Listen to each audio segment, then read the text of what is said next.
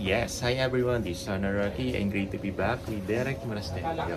Ayan Derek, first of all, ano yung tingin mong qualities mo kung bakit ikaw yung napili ng Go Fitness na maging brand ambassador? It's very first brand ambassador, di ba? Siguro kasi like, passionate lang talaga ako sa ginagawa mo and talagang ang tagal ko nang ginagawa din to ever since I was 17, so I've been really living a healthy lifestyle for 11 years. So tas I fell in love with it and ngayon sobrang nasa stage na ako na gusto ko yung ibang tao, yung mga friends ko na-in-love din sa system. Paano ba naisingit yung mga fitness regimen mo? Knowing na sobrang busy ng mga schedule mo, ang dami mong projects, may mga movies. So paano mo pa naisingit ang fitness? Ang tanong, paano ko sinisingit yung mga projects? Yun talaga, parang hanapan ko talaga siya ng oras. Like, halimbawa, napakap ako ng 5 a.m. Papalit na ako, uwi na akong bahay, papalit ako na next workout, tapos matutulog. Ganun. Minsan, hindi na ganun ka-healthy, pero wala gusto ko talaga O parang 7 days a week ang fitness, ano mo? Hindi naman mga 5 days. Yung Sunday ko, puro mga sisimba, Saturday ko family. Na-influence mo na ba si Elle na maging fitness enthusiast din? Oo. Wow. Oo. Yung parang hindi siya, like ko siya sa amin. So parang hindi ako rin yung nagdadrive. Parang ikaw talaga nag-ano sa kanya. Oo. Talking about, since ang Co-Fitness is about collaboration, uso ngayon naman collaboration between kapamilya and kapuso. Kung bibigyan ka ng chance na magkaroon ng kapartner o collaboration with kapamilya, sino gusto mo? Siguro na uso ngayon, di ba? Siguro si Elle. Siya pa rin. Pero kapamilya naman. Kapamilya. Siguro si Elle. Aside from Elle.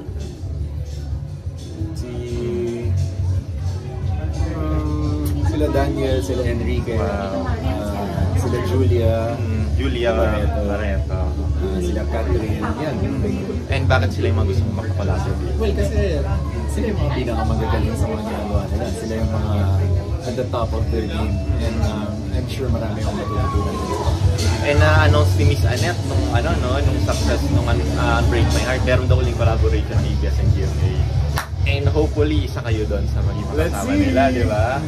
Ayun. And alas na lang siguro, ano pa yung update mo about sa Makiling? Kasi yung recent interview natin, ang dami nag-aabang, ang dami nagko-comment. So, ano yung updates dun sa series? Ngayon, naka 3 days na kami na off-shooting. So, nasa stage kami ngayon na paglalaroan na namin yung mga characters namin. And ang dami agad mga action na scenes. Week 1 pa lang. So, yun yung pinaka-abangan nila. Tsaka, ibang klase yung mga pagpapahirap dito. Hindi ko pa napapanood. Yung Makiling ba, ito ba yung legendary na, di ba, yung Makiling, yung kay Maria Makiling? Yeah. Ito ba yung base ba yan dun sa legendary ng Di ba si Maria Makiling parang ayaw niya inaabuso yung gubat niya, diba? So parang nag-revenge sa mga tao na sumisira sa kalikasan. So parang ganito din. Exciting siya. Kailan yung papalabas? So within this year na to or next year? Alam ko early next year. January yata, mga ganun. I'm not so sure.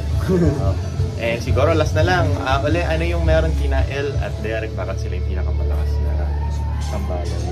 Well, kasi siguro we're honest with each other and we have goals and we talk a lot.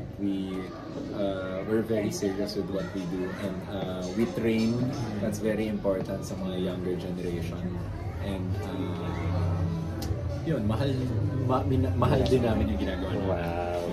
So, thank you, Derek. Congratulations. Alright. And welcome to Co-Fitness. Thank you.